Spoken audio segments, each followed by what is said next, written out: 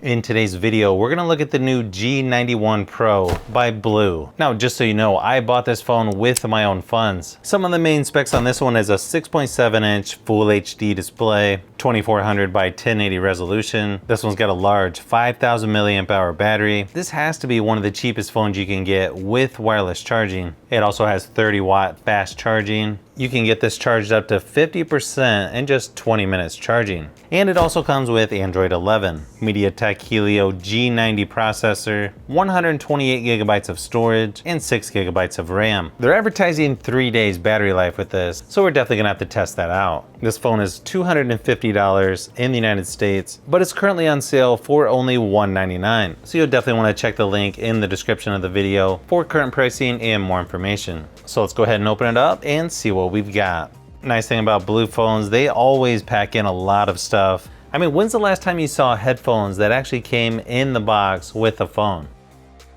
A really big charging brick here. SIM card, micro SD card removal tool, USB-C to USB-A charging cable.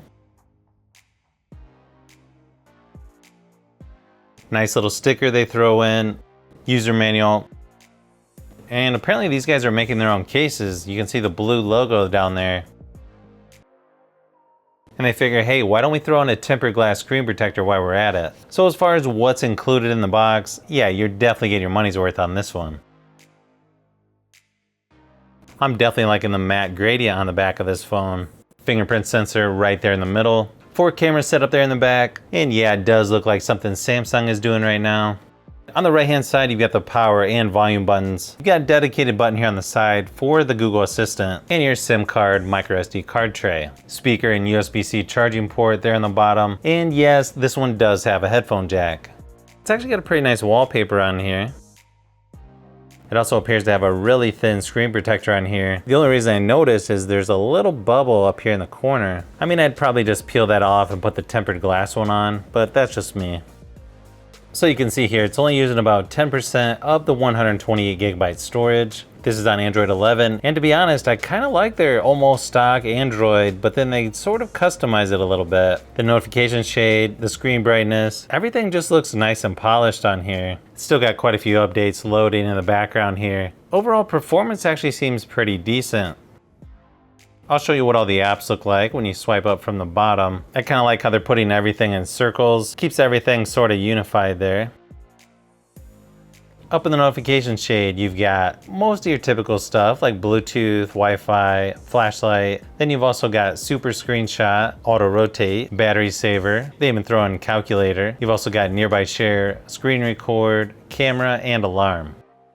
Looks like they've got some kind of widget on here. I think I'll just remove that. Let's go ahead and test out the speakers real quick, just so you get an idea of what they sound like.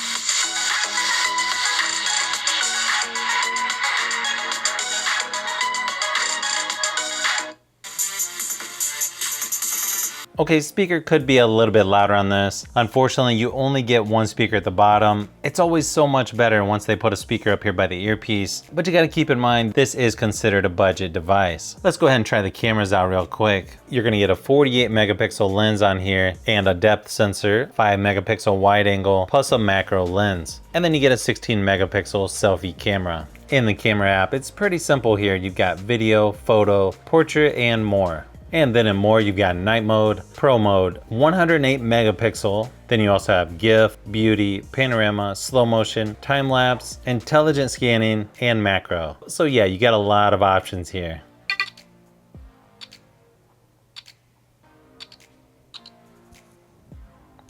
And yeah, it looks like it's gonna take a little bit to process that 108 megapixel.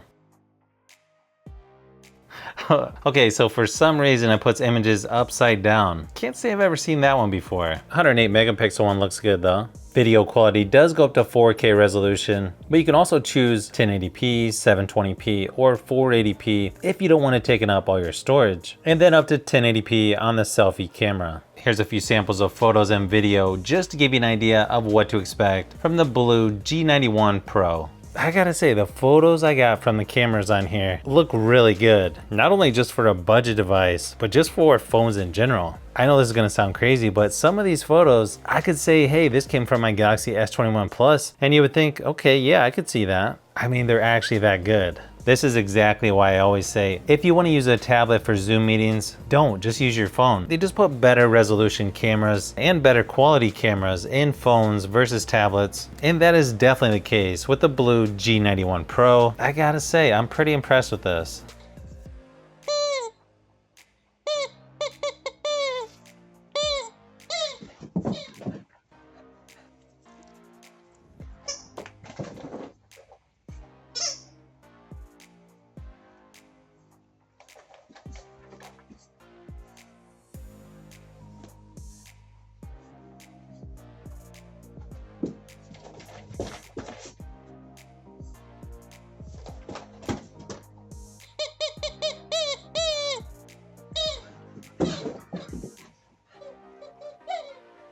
Now, as far as battery life goes on this phone, it's actually pretty good. Didn't last quite as long as I thought it would, but it did last about 8.5 hours before dying in my battery drain test. Now, keep in mind, that's at 100% screen brightness. So if you turn that down, then yeah, obviously it's gonna last longer. But their claims of 3 days battery life with this, I don't think I agree with that. Maybe 2 days. And then just keep in mind, wireless charging does work really good on this phone, but it's not gonna be nearly as fast as if you just use the 30-watt fast charger that's included with the phone. Oh, and that case that comes with it does not work with the wireless charging.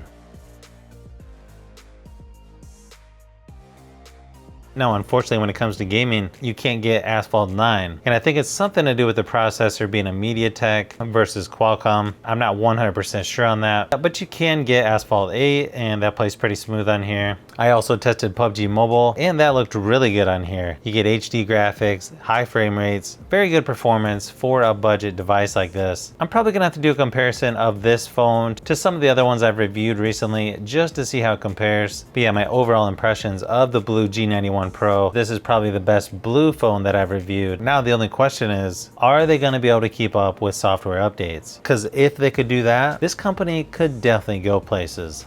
So if you've made it this far into the video, you may want to say thanks by subscribing, and don't forget to give a thumbs up if this video was helpful. This is Brian from Fishbee Productions. Thanks for watching, and I'll see you on the next one.